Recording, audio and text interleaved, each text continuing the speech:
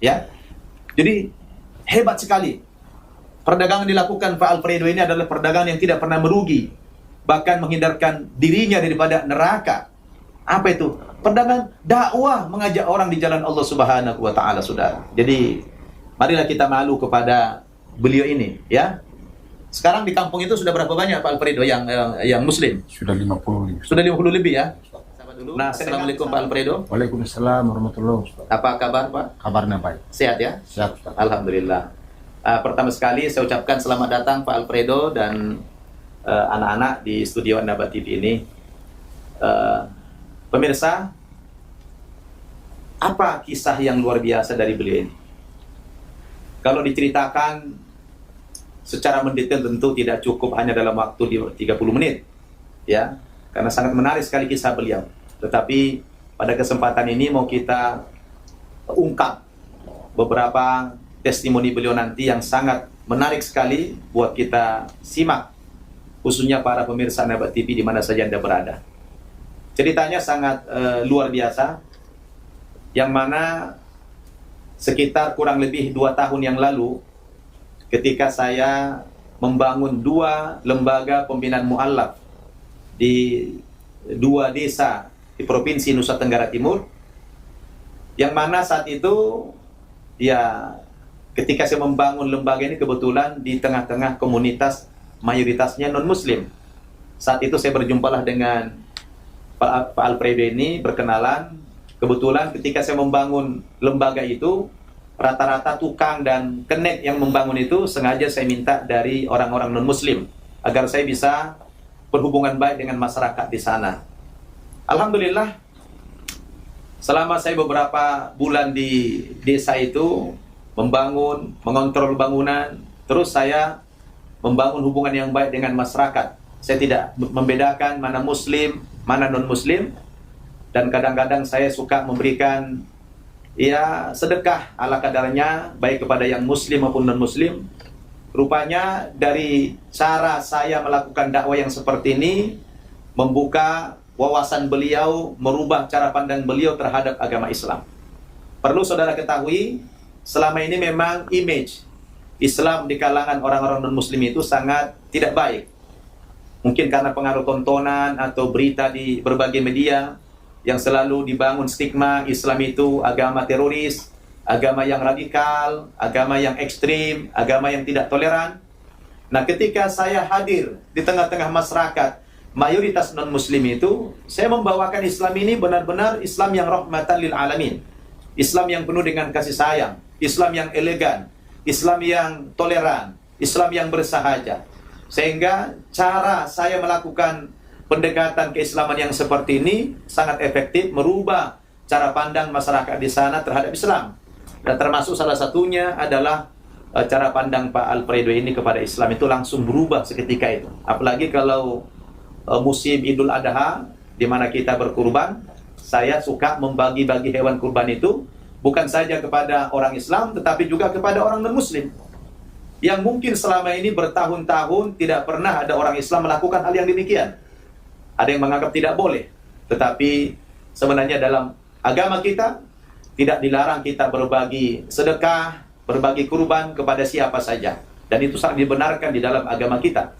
Nah, ketika saya melakukan hal yang demikian ini, bagi pandangan orang di sana sangat positif sekali. Maka Pak Alfredo ini satu hari mendatangi saya sambil berbincang-bincang, ya, bagaimana tentang Islam itu. Dia bilang, kok Ustaz Nababan Islamnya kok beda dengan ustaz-ustaz yang lain, dengan Pak Haji yang lain. Apa aliran Bapak ini beda? Saya bilang, kami sama, cuma mungkin cara menerapkan ajaran Islam itu yang berbeda. Nah, saya sebagai mantan dari agama lain juga, saya pikir saya harus memberikan keteladanan, memberikan contoh. Kita ini harus jadi iklan daripada agama kita, yang selama ini agama kita dicap agama yang tidak baik. Sekaranglah waktunya kita menampilkan Islam yang baik agar mampu merubah image masyarakat non-muslim terhadap Islam. Nah, beliau ini suatu hari itu dalam perbincangan santai, tiba-tiba beliau berencana, ya, menyerahkan seluruh putra-putrinya kepada saya untuk dididik secara Islam. Saya terkejut, saudara, ya. Beliau ini punya 4 orang anak. 1 laki-laki ini yang sebelah kirinya, kemudian 2 orang wanita, 3 orang wanita, nah yang 1 lagi sedang ada di Bandung. Nah, ini menarik. Nah, dari hasil perbincangan kami tentang Islam itu apa dengan Pak Alfredo ini, disitulah beliau tertarik dan meminta anak-anaknya supaya masuk Islam. Sementara beliau waktu itu belum Muslim. Ya, belum Muslim. Ini kan aneh. Ada seorang bapak, seorang orang tua, ya, meminta atau menyuruh anak-anaknya masuk Islam, sementara yang bersangkutan tidak Muslim. Nah, ini boleh diceritakan ini Pak Alfredo kepada pemirsa kita. Bagaimana awalnya dulu Bapak, kenapa setelah berkenalan dengan saya kok tiba-tiba Pak Alfredo itu menyerahkan anaknya kepada saya untuk saya didik secara Islam dan tentunya dimasukkan ke dalam Islam. Boleh cerita sedikit pengalamannya? Assalamualaikum warahmatullahi wabarakatuh. Waalaikumsalam warahmatullahi wabarakatuh. Ya, sepertinya Ustadz Nababan cerita, memang dari awal saat ketemu Ustadz Nababan di sebuah desa membangun pembinaan mualaf. Di sana saya ketemu Ustadz Nababan, duduk bersama berbincang-bincang. Lalu berbincang-bincang itu hati saya itu sangat menentu bahwa saya sudah sering kali ketemu Ustadz, ketemu Aji, tetapi Ustadz Nababan beda sekali dengan Ustadz dan beda dengan Aji yang lain. Misalnya hari-hari kurban pun tidak pandang bulu bahwa dari agama manapun Ustadz Nababan mengatakan bahwa itu dikasih. Sehingga waktu itu saya ambil keputusan bahwa anak-anak saya ajak bahwa ini saya serahkan kepada Ustadz Nababan bahwa anak-anak itu dibina supaya menjadi anak-anak yang soleh, soleha dan anak-anak yang baik tingkat lakunya terhadap orang tua, terhadap siapapun supaya dia baik. Sehingga waktu saya ambil keputusan, saya serahkan anak-anak saya kepada Ustadz Nababan. Kebetulan saya dengan istri saya masih agama Katolik, tetapi saya mengatakan bahwa inilah yang benar. Sehingga saya serahkan, saya papa mama yang lahirkan, tetapi papa mama yang bina adalah Ustadz Arifin Nababan. Waktu itu saya serahkan, itu dalam hati saya sudah suruh saya demikian, itu sudah keputusan saya sendiri. Ini pemirsa memang unik ya, Pak Alfredo ini unik sekali. Beliau tidak Muslim, tapi setelah melihat cara-cara saya berdakwah, menampilkan Islam yang baik ini, seakan beliau melihat dalam Islam itu ada harapan perbaikan anak-anaknya. Dan kebetulan anak-anaknya juga waktu itu ini namanya Mustaqim ya. Nama dulunya apa? Alberto Jimenez. Alberto Jimenez ya. Sekarang sudah Mustaqim. Ya. Ini namanya dulu siapa? Dominga Jimenez Alves. Ya, sekarang namanya Nurul ya. Al-Hidayah. Kalau kakaknya? Iya, Sematani Jimenez. Nah, sekarang jadi Asma. Ya. Jadi waktu yang satu lagi di Bandung ya. Oke. Waktu ayah kalian ini ya, Bapak meminta kalian waktu itu supaya ikut masuk Islam, apa yang kamu rasakan saat itu? Apa sikap kalian berempat ini disuruh minta masuk Islam? Coba Mustaqim. Ya, pada waktu itu Bapak memintakan untuk masuk agama Islam. Tapi nggak tahu pemikiran Bapak itu apa gitu. Apa? Karena memang waktu di Provinsi Nusa Tenggara Timur, saya termasuk anak yang nakal, tidak berbakti kepada orang tua, sering melawan orang tua. Dan waktu Bapak meminta itu agak melawan, tapi setelah Bapak menyuruh itu, mungkin saya berpikir juga mungkin ini yang lebih baik buat saya. Setelah saya memasuki agama Islam, memang betul apa yang diceritakan Bapak. Islam itu baik, apalagi setelah bertemu Ustadz Nababan. Ustadz Nababan juga menjelaskan apa itu Islam. Dan setelah itu saya perbandingkan kepada agama yang saya anut, beda sekali. Terutama dari sisi apa itu? Terutama dalam sisi keyakinan, akidah dan tutur kata, akhlak pun sangat berbeda. Subhanallah. Dan sekarang beberapa bulan yang lalu Mustaqim sudah umroh ya? Alhamdulillah. Makin mantap imannya setelah umroh itu ya? Ya Ustaz. Subhanallah. Ya, kalau Nurul Terkejut nggak waktu Bapak nyuruh kalian masuk Islam? Terkejut Ustaz. Nah, gimana? Karena ayah sendiri malah tidak Muslim, tapi kok nyuruh-nyuruh ke Islam gitu, gimana? Kesannya apa waktu itu? Kaget Ustaz. Karena nggak nyangka Ada orang ayah, tua? iya, Katolik tapi menyuruh kita anak-anak sama saudara-saudara saya masuk Islam. Terus? Pertama, abang saya pertama, Bang Mustaqim yang pertama masuk Islam. Habis itu ayah mengajak saya dan kakak saya masuk Islam, dan yang pertama masuk Islam juga Asfa. Habis itu saya pertama ayah saya menyuruh kita masuk agama Islam. Abang saya pulang pas pertama waktu dia masuk Islam pulang, itu saya dan kakak saya juga belum Islam. Tapi alhamdulillah Ustadz, benaran kata bapak saya, dalam Islam itu sangat diutamakan akhlak seseorang untuk berubah, dan udah buktinya itu abang saya Mustaqim pas saat Langsung dia berubah? pulang, iya Ustadz, sangat Subhanallah. berubah, berbakti kepada orang tua. Dulu itu nakal banget Ustadz. Masya Allah ya, luar biasa ya. Kalau Asma gimana? Sama pengalamannya? Kaget juga orang tua nyuruh masuk Islam itu ya? Terus apa namanya? Saya ingin tahu ya, pemirsa pengen dengar bahwa kira-kira tepat sasaran nggak orang tua kalian nyuruh kalian masuk Islam itu sekarang? Tepat Ustaz. Tepat sasaran ya? Iya, Ustaz. Alhamdulillah. Dan luar biasa pemirsa, ini belum sampai 2 tahun umurnya dalam Islam, tetapi sudah ada yang hafal hampir 2 juz seperti Mustaqim ini, sudah 2 juz ya, hampir ya. Hampir bagus. Nah, coba ngaji dulu sedikit Mustaqim. Bismillahirrahmanirrahim. Assalamualaikum warahmatullahi wabarakatuh. Waalaikumsalam warahmatullahi wabarakatuh. A'udzu billahi minasyaitonir rajim. Bismillahirrahmanirrahim. Amma yatasaalun 'anil naba'il azim alladzi hum fihi mukhtalifun kalla saya'lamun summa kalla saya'lamun alam naj'alil arda mihada wal jibala autada wa khalaqnakum azwaja wa ja'alna naumakum subata sadaqallahul azim. Ya, subhanallah.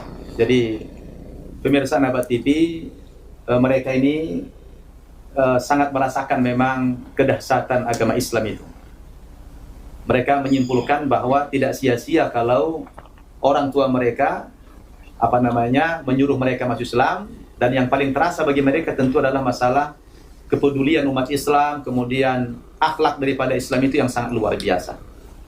Dan yang paling hebat lagi, pemirsa, setelah Pak Alfredo ini menyerahkan anak-anaknya kepada Islam, dan memang dilihat nyata terjadi sebuah perubahan yang frontal sekali, perubahan yang positif, ya, perubahan akhlaknya yang tadinya seperti Mustaqim, tidak hormat sama orang tua, kemudian sekarang menjadi hormat, berbakti, sopan dan sebagainya itu. Dan dari situlah Pak Alfredo ini jatuh cinta kepada Islam. Cuma saat itu belum ada hidayah, belum ada petunjuk dari Allah Subhanahu wa Ta'ala. Tetapi saudara mungkin perlu tahu ya, apa yang dilakukan Pak Alfredo ini. Saat itu beliau belum Muslim, tetapi setiap hari saudara-saudara, kerjanya beliau ini mengajak-ngajak anak tetangganya masuk Islam, mengajak orang-orang kepada Islam, sementara dia belum Muslim. Sampai jumlahnya tidak main-main.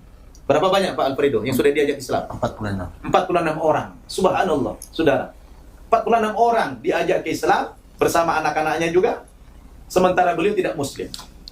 Mungkin kalau ada kiai, ada ustadz, ada dai, berdakwah kepada orang lain, mengajak kepada Islam, kemudian mereka masuk Islam, bagi kita itu hal yang biasa saja, tidak luar biasa.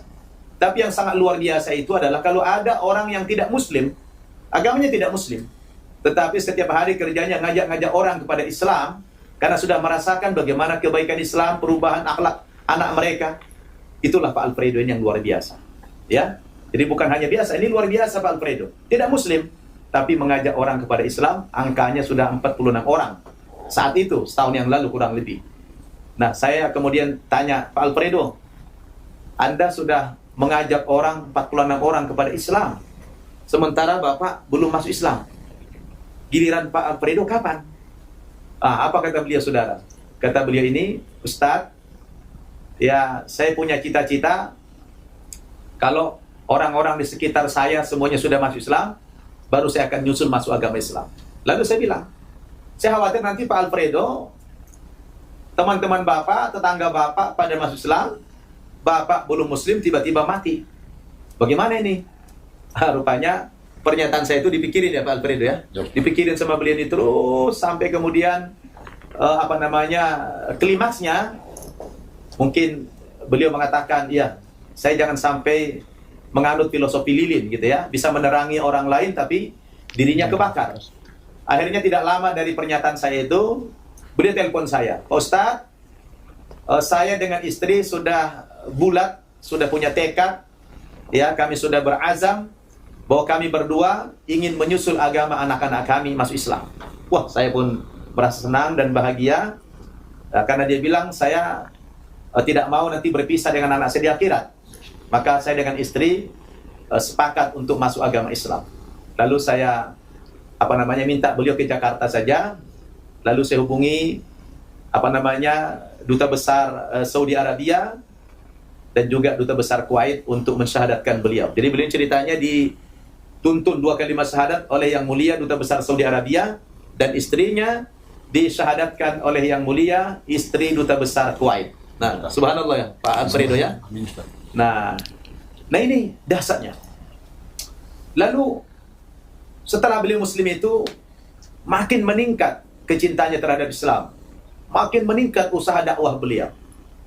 Nah, ini persis dengan kata Allah dalam Al-Quran. A'udzubillahi minasyaitonirrajim. Ya ayyuhalladzina amanu, hal adullukum ala tijaratin tunjikum min adzabin alim. Tu'minuna billahi wa rasulih wa tujahiduna fi sabilillahi bi amwalikum wa anfusikum. Dzalikum khairul lakum in kuntum ta'lamun. Kata Allah, wahai orang-orang yang beriman, maukah kalian aku tunjukkan kepada satu perdagangan, satu niaga yang tidak akan pernah merugi, kata Allah. Saudara, mau enggak? Ini penawaran dari Allah Subhanahu wa ta'ala. Apa bentuk perdagangan itu yang tidak pernah merugi? Kata Allah, tu'minuna billahi wa rasulih. Engkau beriman kepada Allah dan Rasulnya, dan engkau juga mengajak-ngajak orang beriman kepada Allah dan Rasulnya.